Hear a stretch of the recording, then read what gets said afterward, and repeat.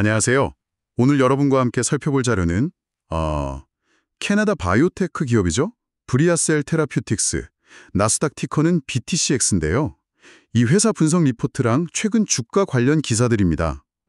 네. 브리아셀. 네, 전이성 유방암 같은 여러 암에 대해서 혁신적인 면역 항암제를 개발하는 회사인데 오늘 여러분께서 이 회사의 핵심 기술, 최근 소식, 또 투자 관점에서 잠재력이랑 위험 요인 같은 것들을 좀 빠르게 파악하실 수 있도록 핵심만 짚어보겠습니다. 네, 브리아셀이 특히 최근에 꽤 긍정적인 임상 데이터 발표가 있었는데도 불구하고 아시다시피 주가가 좀 크게 하락했잖아요. 네, 그래서 변동성이 컸던 만큼 많은 분들이 궁금해 하실 것 같아요. 맞아요. 오늘 주신 자료들 보면서 이 변동성 배경이랑 또 회사의 핵심 파이프라인이죠. 브리아 IMT템의 3상 임상 성공 가능성, 이걸 좀 집중적으로 들여다보는 게 중요해 보입니다. 좋습니다.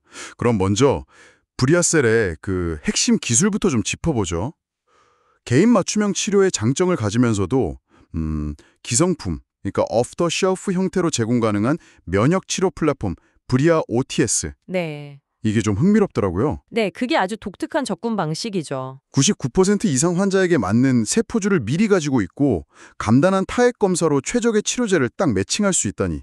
이게 진짜 된다면 기존 맞춤형 치료제의 복잡함이나 비용 문제를 확 잡을 수도 있겠네요. 그렇죠. 뭐랄까 두 마리 토끼를 잡으려는 시도인 셈인데 상당히 야심찬 목표죠. 그럼 주력 파이프라인이라는 브리아 IMT템이 바로 이 브리아 OTS 플랫폼 기술을 활용한 핵심 신약 후보인 거죠? 정확합니다. 브리아이엠티가 현재 전이성 유방암 환자 대상으로 3상 임상이 진행 중인 가장 중요한 파이프라인인데요. 여기서 진짜 주목할 점은 기존 치료제, 그러니까 면역관문 억제제나 항체 약물 접합체, AGC 같은 거에 더 이상 반응하지 않는 환자들 있잖아요. 네네, 그런 어려운 환자들요. 네, 그런 환자들한테서도 효과를 보였다는 겁니다.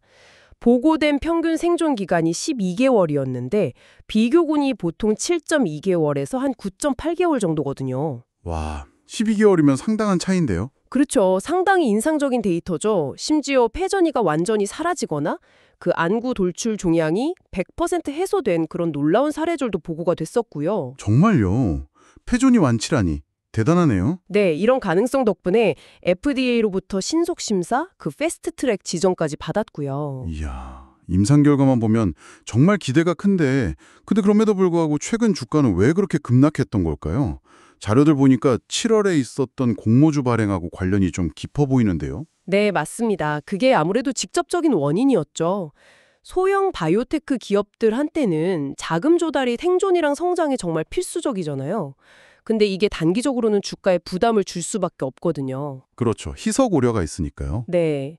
제공해주신 자료에도 나오는데 7월 15일에 1,500만 달러 규모 공모주 발행 소식이 딱 나오니까 바로 주가 희석 우려 때문에 하루 만에 주가가 60% 넘게 정확히 61% 빠졌다고 분석하고 있더라고요. 61%요? 하루 만에?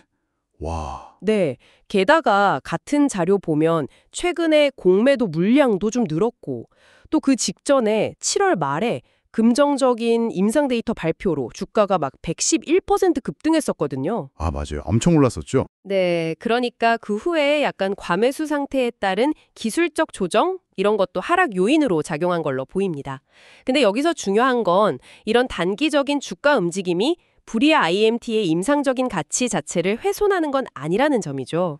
아, 그렇죠. 오히려 확보된 자금은 3상 임상을 잘 진행하는 데 꼭 필요한 거니까요. 바로 그겁니다. 3상 완수하려면 돈이 필요하니까요. 그렇군요. 그럼 결국 단기 변동성보다는 가장 중요한 3상 임상 성공 가능성, 이걸 봐야겠네요. 현재 시장에서는 이 성공 가능성을 어떻게 보고 있나요? 어떤 애널리스트는 목표 주가를 현재가의 3배가 넘는 32달러로 제시하기도 했던데요. 네, 굉장히 공격적인 목표 주가죠. 제공된 리포트 분석을 보면 강력한 이상 데이터라든지 또 FDA 신속 심사 지정 받은 것들 이런 걸 근거로 성공 가능성을 꽤 높게 약 60% 이상으로 추정하고 있더라고요. 60% 이상이면 꽤 긍정적으로 보는 거네요. 네, 만약에 2020년 상반기로 예상되는 그 3상 결과가 성공적으로 나온다면 머크나 화이자 같은 빅파마와의 기술 제휴라든지 아니면 아예 M&A 시나리오도 충분히 가능성이 열려 있다고 봅니다. M&A까지도요? 네, 물론 당연히 위험 요인도 있죠. 임상이라는 게 항상 실패 가능성이 있는 거고 또 연간 손실이 한 2,500만 달러 정도로 추정되는데 이걸 메우려면 추가 자금 조달이 또 필요할 수 있고요. 경쟁도 심화되고 있고요. 머크나 길리어드 같은 기존 강자들이 있으니까요. 그렇죠. 전형적인 고위험 고수익, 하이리스크 하이리워드 바이오테크 투자 사례라고 할 수 있겠습니다. 네, 정리를 좀 해보면 브리아셀 테라퓨틱스는 혁신적인 개인 맞춤형 기성품 항암 기술, 그리고 인상적인 초기 임상 데이터라는 강력한 무기가 있지만 동시에 자금 조달 이슈나 임상 성공 불확실성 같은 위험 요인도 분명히 안고 있는 상황이네요. 맞습니다. 결국 단기적인 주가 흐름보다는 2026년 상반기로 예정된 그 3상 임상 결과 발표가 이 회사의 미래를 가늠할 결정적인 분수령이 될 것 같습니다. 네, 바로 그 점입니다. 단순히 VIMT 임상 성공 여부만 볼 게 아니라 좀 더 크게 봐서 이들의 그 개인 맞춤형 오프 더 쉘프 접근 방식이 과연 암 치료의 패러다임을 정말 바꿀 수 있을지, 그리고 만약 그렇다면 그 혁신이 시장에서 궁극적으로 어떤 가치로 평가받게 될지 이걸 계속 주목하면서 지켜보는 것이 중요하다고 생각합니다. 네. 어쩌면 이게 앞으로 다가올 정밀의학의 방향을 가늠해 볼 수 있는 뭐랄까 상당히 흥미로운 질문이 될 수도 있겠죠? 여러분도 한번 생각해 보시면 좋겠습니다.